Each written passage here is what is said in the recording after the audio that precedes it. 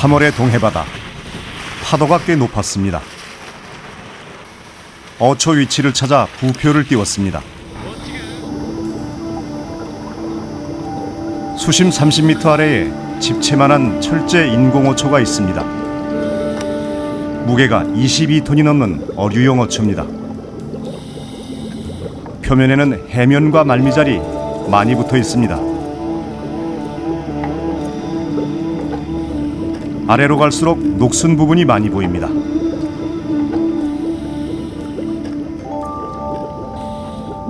어초 주변에 설치됐던 망철판은 모두 떨어져 나갔습니다. 마치 과자처럼 부서집니다.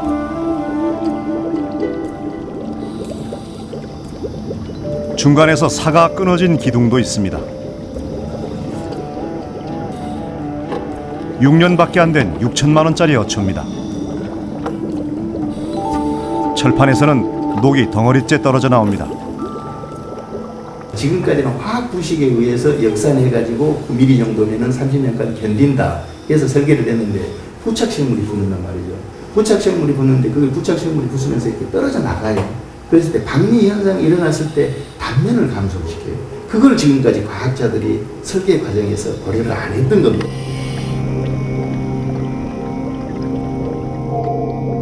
거대한 어류용 철제어초 2개가 나란히 있습니다.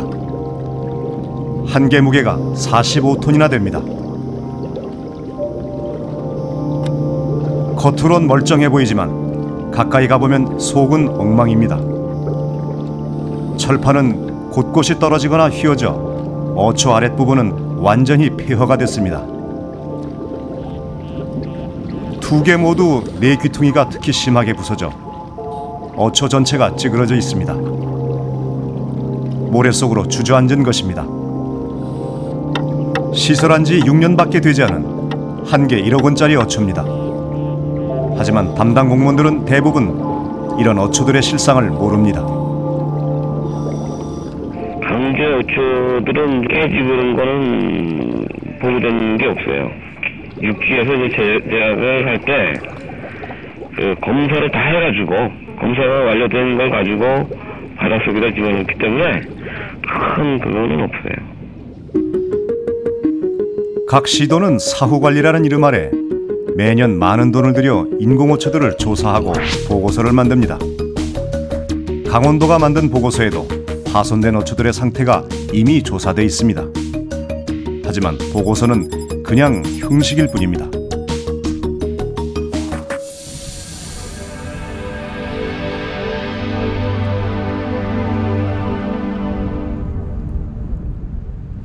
(3월) 울진에는 눈이 왔습니다.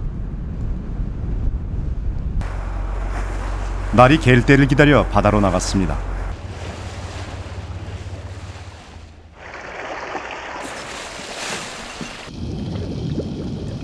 바다 목장 한가운데에 폐선 인공어초가 있습니다. 갑판 위는 수심 20m. 해조류와 각종 생물들이 선체에 붙어 있지만 물고기들은 보이지 않았습니다. 이곳에 정착한 쥐놀래미 한 마리가 눈에 띌 뿐이었습니다.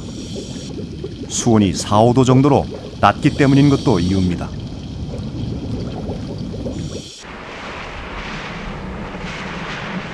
두 달 반 뒤 5월 31일 바다 목장을 다시 찾았습니다.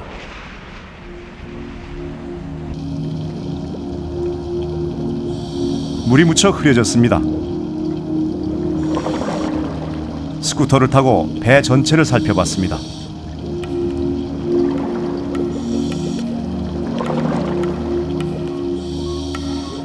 수온은 10도 정도로 올랐지만 역시 물고기는 거의 보이지 않았습니다. 어초만 넣으면 물고기가 모이는 것은 아니란 뜻입니다. 이런 모습을 볼 수 있는 때는 수심 20m 근처 수온이 평균 20도 이상 올라가는 8월 중순부터 약 석 달 동안입니다.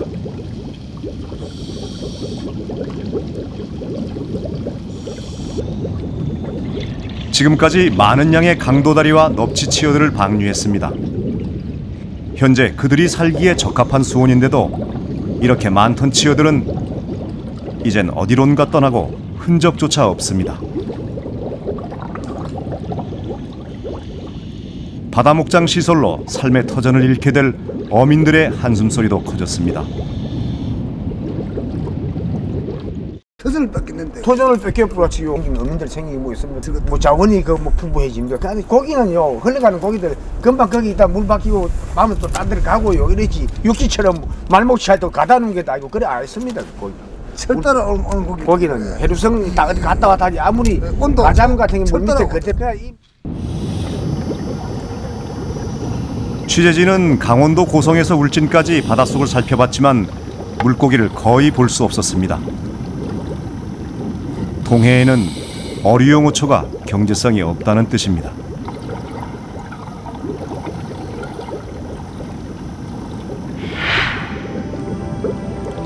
동해와는 달리 남해 거제도에 있는 6년 된 이 어류용 철제 어초에는 온갖 종류의 바다 생물들이 붙어 물고기들의 훌륭한 집이 됐습니다.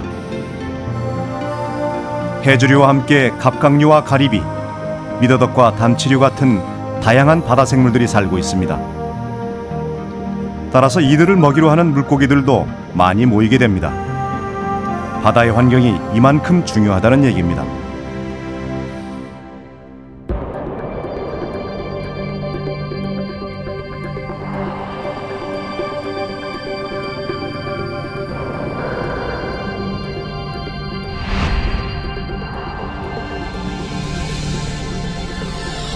지난 40년 동안 전국의 바닷속에 수많은 인공어초가 투하됐습니다. 1조 원 가까이 예산이 투입됐고 지금까지 50여 종의 각종 인공어초들이 개발돼 설치됐습니다.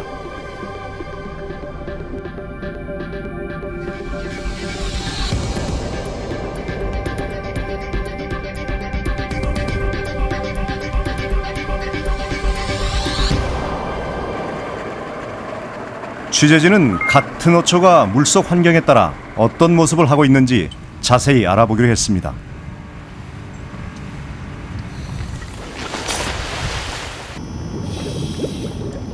(5월) 말 동해 바닷속도 환절기를 맞아 물이 무척 흐립니다. 수심 13m 바닥에 있는 어초에 해조류들은 전혀 보이지 않고 뼈대만 앙상합니다. 여러분들이 보시고 있는 이 어초가 세라믹 어초입니다. 그런데 이 세라믹 판들이 떨어져서 군데군데 떨어져서 바닥에 나뒹굴고 있는 모습을 볼 수 있습니다. 과연 이것이 어초의 기력을 되돌아설 수 있을지 의심스럽습니다. 세라믹판이 붙어있는 부분이 약해 이곳 바다 환경을 견뎌내지 못한 것입니다. 해조류가 붙어야 할 폐조류용 어초지만 남아있는 세라믹판에서도 해조류를 찾아볼 수 없습니다. 한 개에 1,000만 원짜리 어초입니다. 수심 10m에 2년 전 설치된 어초입니다. 세라믹판들은 잘 붙어있지만 해조류 대신 경제성 없는 담치만 가득해 해조들이 자랄 틈이 없습니다. 대신 문어가 한 마리 살고 있었습니다.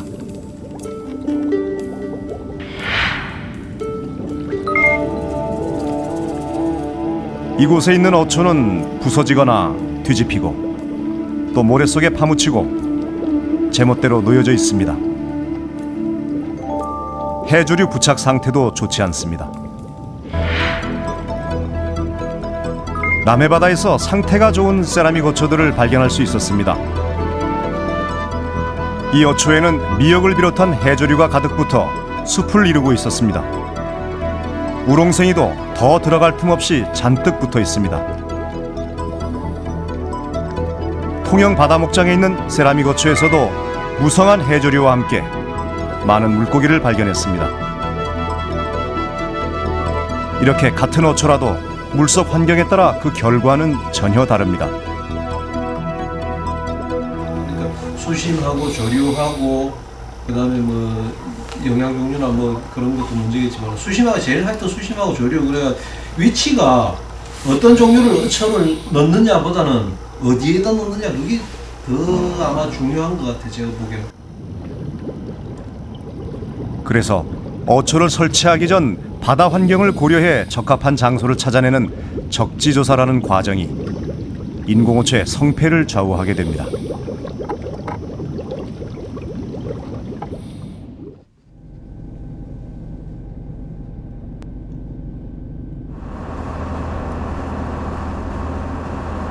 적지조사의 중요성을 보여주는 곳을 찾아갔습니다.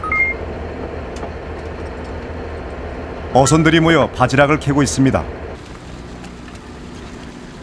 바닥이 펄모래 지역이라는 뜻입니다.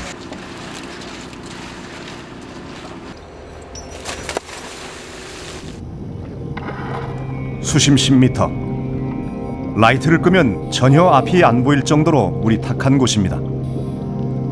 한참을 헤매다 찾은 것은 폐조류용 어초. 해조류는커녕 생명체라곤 거의 없습니다. 이곳엔 지금까지 10수억 원어치의 폐조류용 어초들이 들어갔습니다.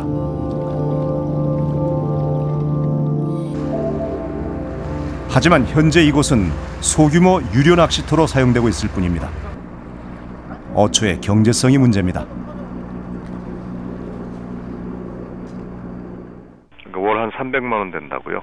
평균 한 300만 원 안 되겠나 말하면 지금 현재로서는 크게 만족을 느끼는 건 없고 수입을 그 정도 봐고는 지금 경비 쪽으로 나오면 큰 소득이 안 되거든요. 그게 어떤 판단으로 그걸 집어넣으셨나 했어요? 국립수산과학원에서 지정을 해줍니다. 비슷한 사례는 얼마든지 있습니다. 여수 부근 바다. 바닥이 펄모래로 되어 있습니다. 6m 아래에 있는 폐조류용 어초들도 따라서 상황은 마찬가지입니다. 온통 펄을 뒤집어 쓰고 있고 해조류는 거의 찾아볼 수 없습니다. 한 개에 2,500만 원짜리 어초로 이곳에만 4억 원 가까운 돈이 들어갔습니다. 시설되어 있는 적재 문제가 있는 것 같은 생각이 많이 드는데요. 그거는 이제 어떤 인공 구조물이 설치가 돼 있을 경우에 그 해역에 계속 뻘이 쌓인다는 거는 이제 다른 생물에 부착할 수 없다는 얘기가 되거든요. 이처럼 서해 대부분과 남해 많은 지역은 바닥에 진흙 성분이 많아 어둡고 물이 탁합니다. 그래서 어초에 해조류가 붙어 자랄 수 있는 곳이 극히 제한돼 있습니다. 어초 투입 때 반드시 바다의 특성을 고려해야 한다는 얘기입니다. 동서남의 그 어장을 만들거나 생태계 복원하는 데는 그 특징이나 그 방법을 상당히 다르게 해야 될 것입니다.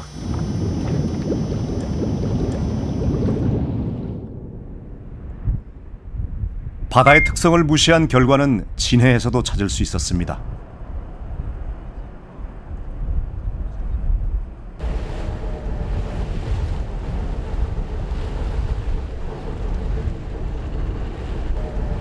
진해시 앞바다에는 20억 원을 들여 2013년까지 소규모 바다 목장을 만드는 사업을 진행하고 있습니다.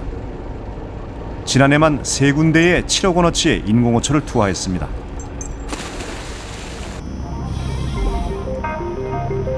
바닥 수심 7m가 채 되지 않는 얕은 곳이지만 진흙 성분 때문에 물이 흐려 1m 앞이 안 보입니다.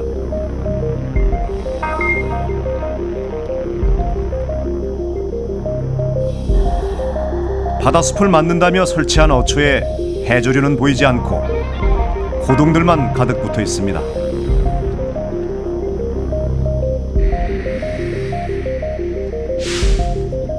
심지어 어초를 넣을 때 이식해 넣은 해조류마저 몽땅 사라져버렸습니다. 광합성이 안 되고 빛이 안 들어가면 과연 거기서 해조류가 생존을 할 수 있겠느냐. 사업하기 전에는 우리 시에서는 몰랐거든요, 그 부분은. 이 어초를 만든 업체조차도 적합한 장소가 아니었다고 합니다. 우리가 실질적으로 투하를 하러 갔는데 적지가 아니다란 말이죠. 아니니까 어떤 문제가 발생이 된다면 그 항내 안에 그 뻘이 막 도는 부분들이 되는데 그거를 넣어야 되나 말아야 되느냐 이런 논쟁거리가 있었습니다. 그렇다면 왜 그런 곳에 바다숲 조성용 어초가 들어갔을까? 그 이유는 따로 있었습니다. 저희들이 용역을 착수하고 얼마 있다가 저희들이 수산과학원에 이제 야문을 가러 갔습니다. 그랬더니 박사님이 회장님을 조사하는데 십자형 어초를 말씀하시길래 그래서 그거를 좀 참고 삼아서 그거를 설계하는데 반영했었습니다. 뭐라고 얘기를 하던가요? 십자형 어초에 대해서? 진해 이번에 맞다, 좋다, 그렇게 말씀하십니다. 용역 결과에 대한 검수 기관이 또 아무래도 수산과학원이고 그렇기 때문에 거절하기는 좀 힘들지 않았나 싶습니다. 지위를 이용해 특정 어초를 설치하도록 압력을 넣은 의혹이 있습니다.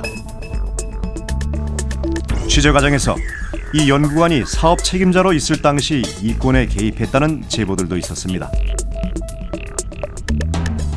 2008년도에 봄에 공사는 다 끝났는데 전화가 와서 좀 섭섭하다. 그래서 좀 죄송하다. 제대로 인사도 못해서 미안하다. 내가 어떻게 했으면 좋겠냐. 그러니까 계좌를 하나 지금 자기가 그래서 한번 불러줬어요. 바로. 예. 불러주고 내가 그것을 메모를 해가지고 아마 바로 보냈을 겁니다. 나가 텔레뱅킹을 했으니까. 시설 공사를 준 대가로 차명 계좌를 통해 돈을 보냈다는 얘기입니다. 하지만 당사자는 사실이 아니라고 해명했습니다. 오늘 차명 계좌는 누구 이름으로 해갖고 보냈다 이러면 딱 나올 거 아닙니까? 그래야 수사에서도 얼마든지 나오고 할 수 있거든요. 그것이 내 차명 계좌니 나는 이렇게 참 어미하는 사람도 나타나고 죽겠네. 그러나 취재진이 입수한 통장에서 2008년 6월 4일 하모 씨 명의로 100만 원이 송금된 것이 확인됐습니다.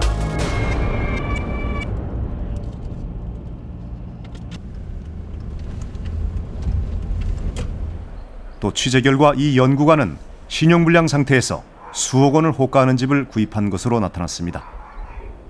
이게 참 1억 3천에 샀거든.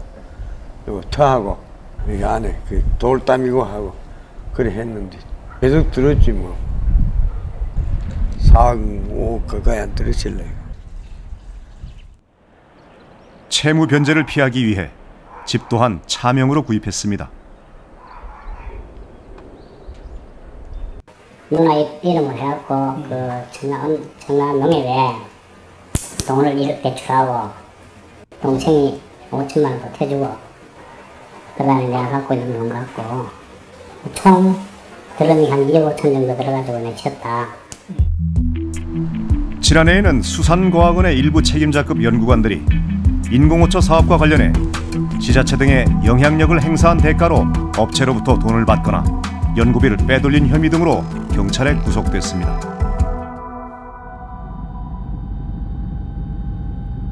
각 지자체는 인공어초 투입 사업을 하는 주체입니다. 경상남도의 경우 특정 업체에 몰아주기식으로 어초 사업을 추진한 의혹이 발견됐습니다. 최근 5년간 경상남도의 각 업체별 인공어초 도급 계약 현황을 조달청 홈페이지를 통해 분석했습니다.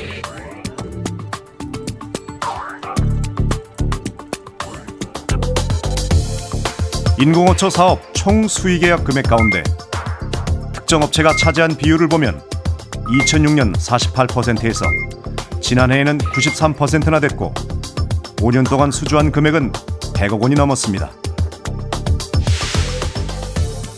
이 업체는 마치 세계 회사인 것처럼 꾸며 영업을 했습니다. 하지만 이 세계 회사의 법인 등기부 등본을 보면 과거 주소지가 같아 결국 같은 회사라는 것을 알 수 있습니다. 다 같은 회사 사람이 하는데 이게요? 예. 모르세요? 저는 모릅니다. 그런 사실을 아십니까? 우리는 짐작은 가지요. 취재 결과 이 세 회사 가운데 한 곳의 대표는 경남도청 전직 수산과 간부 출신인 것으로 확인됐습니다. 이들은 또 지난해 경찰 조사를 받자 다시 회사 이름을 바꿔 편법 영업을 계속하고 있습니다. 이 어초업에 종사를 하시죠? 자기가 아마 올해부터는 손을 뗀다고 들었어요. 하지만 취재 결과 사실이 아니었습니다. 그래서 지금 하고 있습니다. 전화 연락은 찾아오고 찾아오는 거는 가끔씩 찾아와가지고 가방키 하자고 이야기를 하는데 솔직히 조금 부담스럽죠. 또 전직 상사로서 안 도와줄 수는 있고 도와주려니까 좀 여러 가지 어렵지만 어렵습니다. 그리고 이 특정 업체의 실질적인 대표 이모 씨는 최근 어초업자들이 모인 회의에서 공무원들에게 피해가 갈 수 있도록 압박을 가해야 한다며 자신의 영향력을 과시하기도 했습니다. 경상남도는 지난해 12월에 올해 인공어초 사업자를 미리 정하면서 이 특정 업체에 금년도 어초 예산 총액의 84%를 몰아줬습니다. 최종 결재권자인 국장 서모 씨는 모 기초자치단체장 후보로 출마하기 위해 지난해 말 공직을 사퇴하기 하루 전 이 결재를 해줬습니다. 또 서 국장과 함께 일하던 인공어초 담당자 강모 씨는 이 업체와 밀접한 관계에 있었던 것으로 확인됐습니다. 근데 오자마자 그 사람은 시작들이 진짜 하고 싶은 얘기 있었지만 뭐 하는 거 하는 게 실무자 입장에서 우리가 의리를 챙기기 위해서 했는데 그 갔던 사람들이 감옥에서 갔습니다. 사람들 국민의 그 운동장 가서 공사 정말 법이 카드 가지고 쓰고 다녔다는 건 잘 알아요. 맞습니다. 네. 전임자 강 씨는 취재가 시작되자 올해 말 정년을 앞두고 지난달 미리 사표를 냈습니다. 2001년 5월 16일 충남도청 충청남도 업체와 공무원이 얽힌 사례들은 다른 곳에도 있습니다. 지난 5월 중앙어초협의회에서 2개의 일반 어초가 새로 선정됐습니다. 그러자 이 어초들을 개발한 업체들에게 이런 문자 메시지가 왔습니다.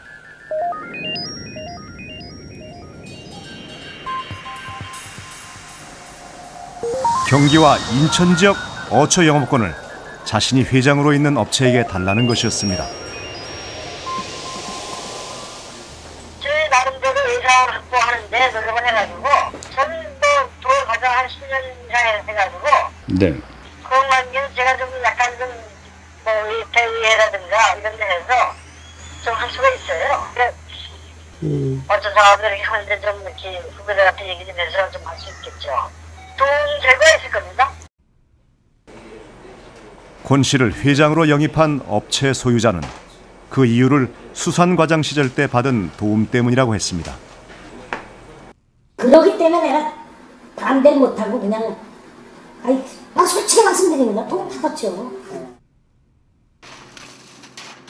취재가 시작되자 권 씨는 회사를 그만뒀습니다.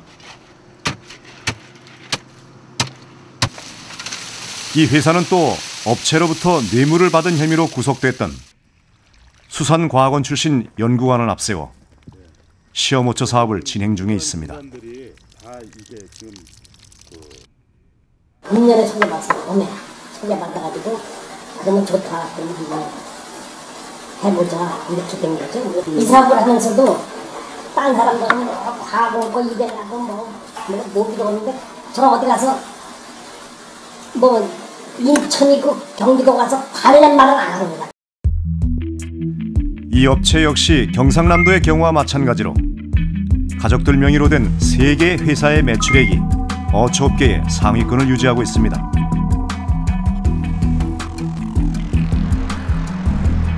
충청남도에서는 전직 수산과장이었던 이모 씨가 자신과 함께 어초를 개발했던 건설업체의 부회장으로 영입됐고 전 울산시 수산과장 정모 씨는 현직에 있을 때 부산의 한 어초업체의 뒤를 봐주고 뇌물을 받은 혐의로 구속되는 등 곳곳에 업체와 공무원의 비리 유착 관계가 퍼져 있습니다.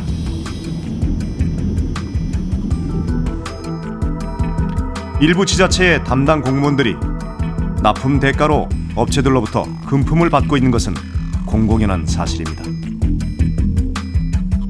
뭐야 그 차명을 많이 붙여놨기 때문에 그냥 보면 누가 만든지는 저런 거 모르니까 큰 차명이 많다 보니까 제 통장에 1년에 2번을 가르칩니다. 그 대상이 누구냐는 얘기죠. 아니 그러니까 시군 일반 시도들은 다 되겠죠. 그렇죠. 우리가 뭐 그 정도는 인사는 뭐 아시잖아요. 뭐 지금 시스템 자체가 그렇지 않습니까?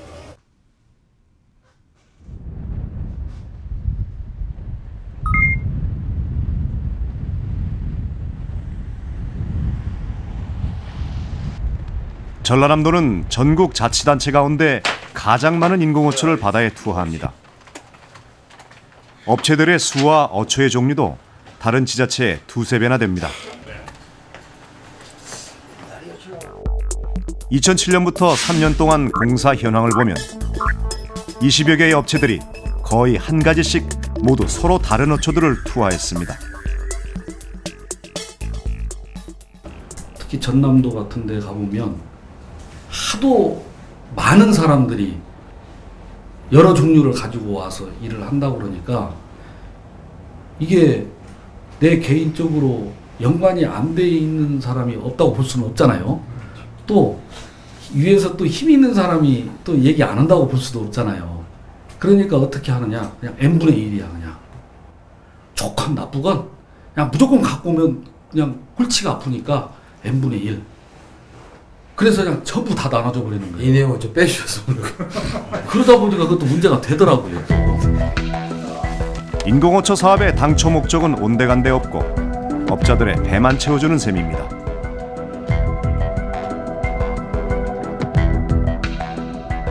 경찰 조사 결과 특히 콘크리트 어초 시설공사에서는 공사를 따낸 원청업체가 하청업체에게 하도급을 준 금액이 대부분 원도급액의 절반 정도이고 심한 경우 40%에도 못 미치는 경우도 있습니다.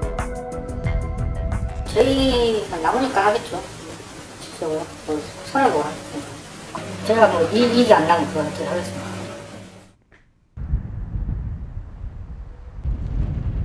한정된 또 공사 금액 가지고 또 이제 하청업체에서 또 그 공사를 하다 보니까 적정하게 어떤 시공이 안 된 부분이 많이 있었습니다.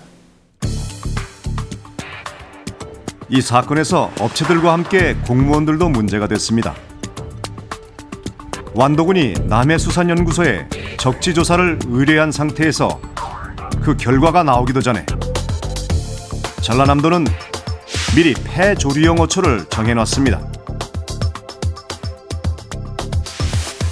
하지만 실제 어초 선정 회의 며칠 뒤 나온 연구소의 조사 결과는 어류용이었습니다. 그리고 몇 달 뒤 시설 공사는 폐조리용으로 강행됐습니다. 그것이 어떤 고의성이 있어서 그런 게 아니라 그 당시에 업무 착오라든가 그런 실수적인 부분들이 많았다고 저희들이 지금까지 인정을 받았어요. 어초가 뒤바뀌었지만 적지조사를 책임졌던 연구관은 그러나 어초 선정회의에서 이의를 제기하지 못했습니다. 내가 일일이 대조해봐야 하는데 못한 것은 내 책임이에요. 내가 벌 받아야죠. 도와 군 그리고 연구소 모두가 무책임했고 예산 낭비까지 했습니다. 이렇게 설치된 어초는 과연 어떤 모습일까?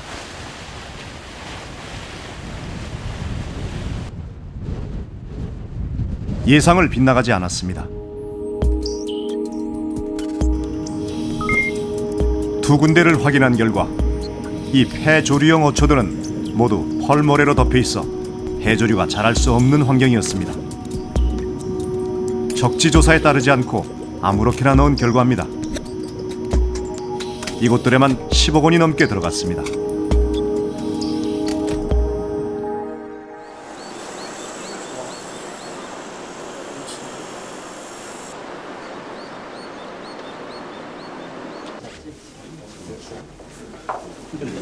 올해 중앙어초협의회가 열리고 있습니다.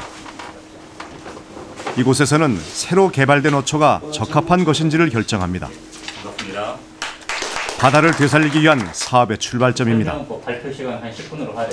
그런데 이 협의회 위원장인 국장들은 아예 회의에 불참하거나 참석했다 인사만 하고 사라집니다. 저희 국장님께서 오늘 참석을 하시게 됐습니다.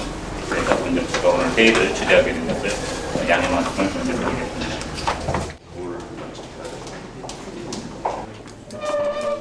우리 농정부장님. 그동안 참석을 좀 했었어야 되는데 여러 가지 일이 바빠가지고 참석하지 못한 거에 대해서는 좀 죄송스럽게 생각합니다. 오늘도 사실은 제가 좀 일찍 일어나 봐야 되는 불가피한 사정이 좀 있습니다. 반갑습니다. 지난 40년 동안 국민 세금을 1조 원 가까이 쓴 인공호초 사업이 이렇게 표류하고 있지만 그들은 아직도 이 사업의 중요성을 잘 모르는 것 같습니다. 어초 선적이 잘못되면 예산 낭비는 물론 바다 환경 파괴 등 돌이킬 수 없는 결과를 낳습니다. 심의에 앞서 KBS 관계자의 회의할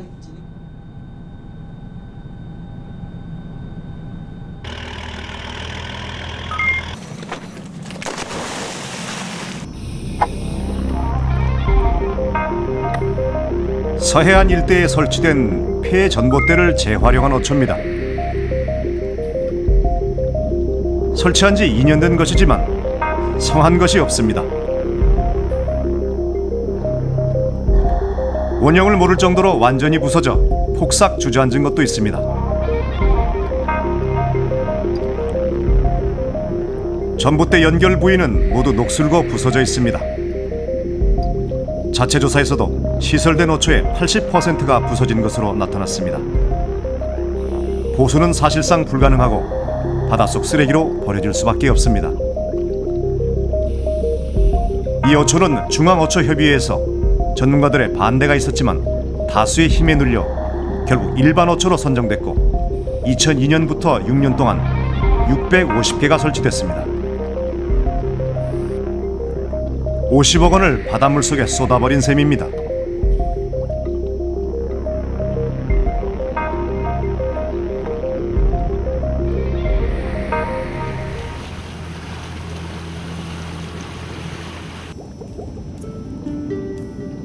울진 바다목장 수심 35m에 있는 거대한 어류용 플라스틱 어초.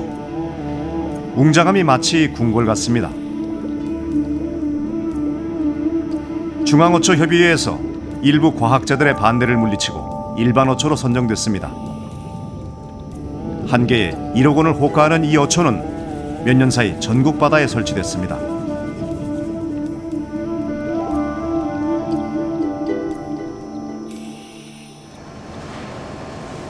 이 어초는 농업용 폐비닐 등을 녹여 만든 재활용 제품입니다. 중앙어초협의회가 이 폴리콘 어초를 일반 어초로 선정할 당시 사용했던 소재의 안정성에 대한 자료를 확인한 결과 문제가 발견됐습니다. 유해물질 여부를 판단하는데 이 소재를 단지 물속에 하루 담갔다 꺼낸 뒤 그 물속에 녹아있던 성분 분석 결과를 사용한 것이 전부입니다. 하지만 이 어초는 바닷속 깊은 곳에서 30년 이상 견디도록 설계되어 있습니다. 재생재료로서는 다른 어초들에 있어서도 나름대로 접근할 때는 보다 신중하고 자연 환경에 과연 적합한지 나름대로 우리가 고민을 많이 하고 조사와 연구가 충분히 이루어진 뒤에 시도되어야 할 방법들이라고 생각하고 있습니다. 현행 농림수산식품부 지침을 보면 어초 소재는 콘크리트와 강제 그리고 세라믹에 대한 것만 규정돼 있을 뿐 이 재활용 폴리에틸렌 소재에 대한 것은 나와 있지 않습니다.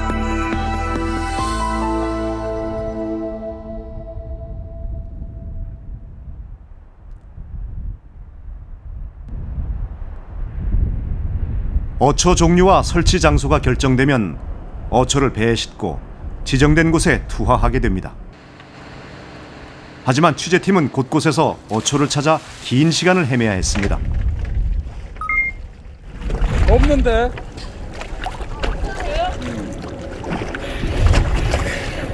희한하네. 희한하다고 없어. 한두 개도 아니고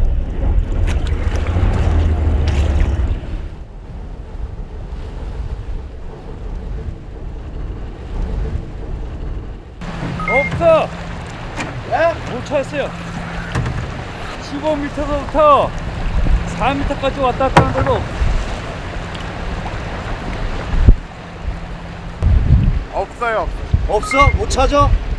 못 찾는 게 시야가 나오는데 다 돌밭이에요. 제 키만한 돌. 누워 있고 막 그 돌 풀어놓은 것처럼 다 그렇게 돼 있어요. 어초가 없어? 어초는 없어. 아 참. 어초는 없어.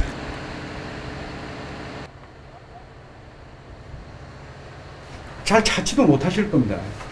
뭐 다이버 해보시면 알지만은 예를 들어 포인트 갖고 딱 들어가도 그 포인트에도 없는 것도 있고 숱합니다. 지정된 곳에 넣지 않았다는 얘기입니다. 또 지정된 장소에 있긴 있어도 제대로 설치한 어초를 찾기 힘들었습니다. 이것은 이름이 뿔삼각형 어초로 폐조류형입니다. 지난 2008년까지 전국 바다에 11만 2천 개가 들어가 투입량 전국 3위의 어초로 아직도 많이 사용되고 있습니다. 이것들은 모래바닥 같은 곳에 가지런히 놓여져서 새조류들이 자랄 수 있도록 만들어진 어초입니다. 하지만 보시는 바와 같이 앞바위에 포함해서 어떤 것들은 뒤집어져 있고 어떤 것들은 이중으로 쌓여 있어서 그 역할을 제대로 수행하지 못하고 있는 것을 볼 수 있습니다. 시공할 때 아무렇게나 떨어뜨린 것입니다. 표면엔 따개비가 가득 붙어 있어 이미 해조류는 붙을 수 없습니다.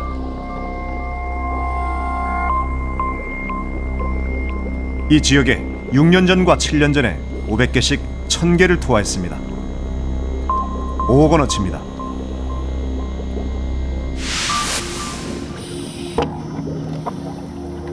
이곳은 전형적인 서해 바다입니다. 밖은 대낮인데 물속은 한밤중과 같습니다. 바닥 수심 17m에 위치해 있는 인공어초.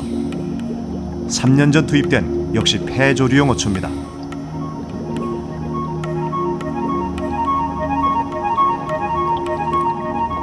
해조류들은커녕 부착생물도 거의 없습니다. 문제는 이것들은 1단으로 바닥에 설치돼야 하지만 포개져 있다는 겁니다. 현지 다이버가 시야가 비교적 트이는 10월에 본 것을 말해줬습니다. 시커매 보아. 바닥이 안 보여요. 보니까 위를 보니까 어초가 쌓여져 있는 거예요. 이렇게 내 머리 위로. 이게 어초가 평평하게 이렇게 있는 게 아니고 그 위로 이제 올라와 있는 거야. 이게 위에다 이제 겹쳐서 이제 놓은 거예요. 이제 제가 무서워가지고 그 근처를 못 갔다고 무너질까봐. 어초 제작자가 공무원의 감독 아래 직접 투하했으나 제대로 하지 않은 것입니다. 어초 투하 시기도 기름 유출 사건 이후에 했으면서 이전에 한 것으로 짜맞춘 의혹이 있습니다. 그러니까 이거 투하한 지가 언제라고요? 2007년도. 2007년도 12월 5일 날 했고요. 12월 5일 날이요? 12월 5일 날. 허베 스피리토 사건 나기 이틀 전에. 나기 이틀 전에 예, 투하하셨다고요? 예. 12월 5일 날? 예. 하지만 투하 현장을 본 주민의 말은 다릅니다. 예, 분명한 거는 기름 피해가 나고 나서 1월 며칠인지는 모르겠지만 1월 달이에요. 1월 달에 넣은 걸로 기억을 해요.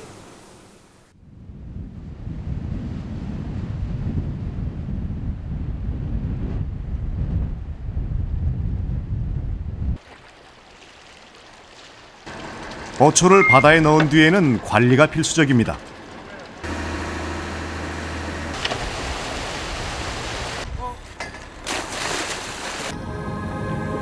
(2년) 전 바다숲을 만들기 위한 어초가 설치된 곳입니다. 어초와 주변 바위에 무성한 해조숲이 조성돼 있고 전복도 많습니다. 갯녹음과 백화 현상이 심했던 바위에 미역과 감태가 붙어 자라고 있습니다. 어초에 이식했던 감태가 바위로 옮겨 붙었고 모자반 등 다른 해조류도 가득 생겨났습니다. 이렇게 된 것은 어초를 시설한 뒤 어촌계가 발벗고 나서서 사후 관리를 철저히 한 때문입니다.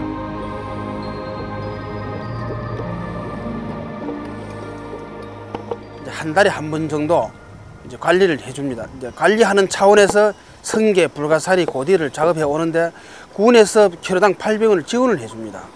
그 지원해주면 그 돈으로 잠수부를 일당을 쳐내주고 선주는 그 대신 이제 그 외 수입, 문어, 해삼, 소라 이런 걸 잡아서 그 충당을 이렇게 하도록.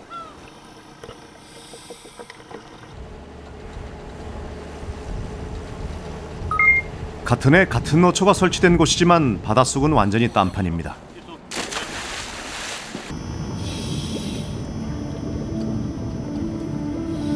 갯녹음 현상이 심각하고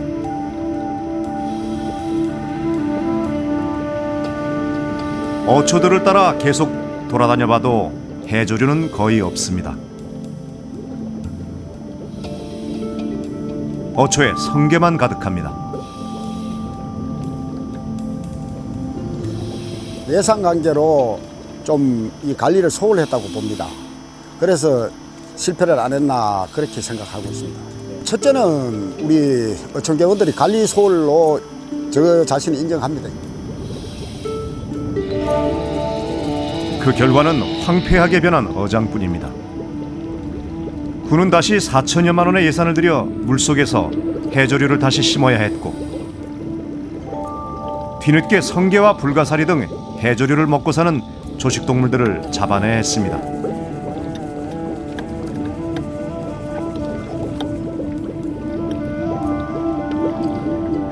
새로 넣는 것에 못지않게 사후 관리에 더 많은 힘을 쏟아야 하는 이유입니다.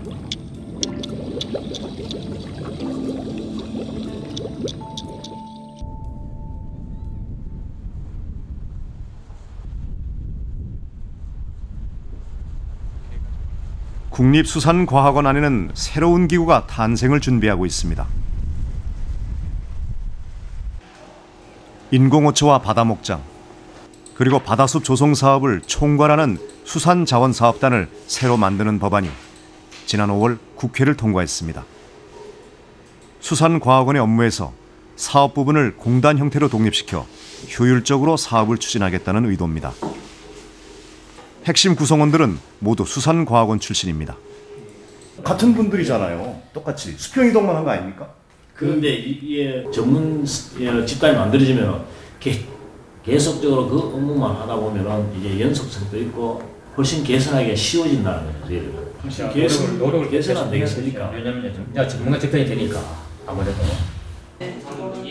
수산자원사업단이 만들어지면서 수완 있는 과학자들이 좀 더 사업에 전념할 수 있게 된 건 사실입니다.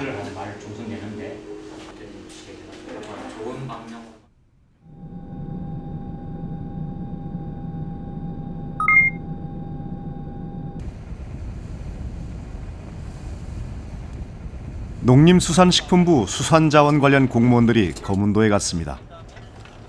담당국장을 비롯해 과장과 기장들이 다 모였고 업체 연구원들과 수산과학원 박사들도 있습니다.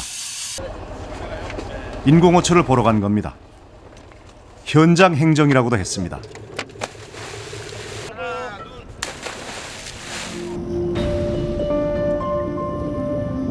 그들은 물속에서 인공어초들이 몸으로 말해주는 이야기를 제대로 알아들을 수 있었을까요? 무엇보다 중요한 것은 모든 과정과 결과에 대해 과학자와 사업자 그리고 행정기관이 함께 책임지는 것입니다. 결국 이 모든 것은 사람들에게 달려 있습니다. 밑에는 열대고 위에는 한대고 뭐 이렇게 복잡한 나라에서 어초 전문가들은 왜 그래 단순하게 늘 이렇게 해왔는가 하는 거는 그건 스스로 저를 포함한 학자들이 스스로 반성하고 사업을 해가지고 그거를 컨트롤하면서 증명하고 국가 사업의 어떤 그 방향을 제시할 수 있는 인력이 있어야 되는 거예요. 제일 문제는 인력이에요. 사람이 없으니까 자신이 못하는 거예요.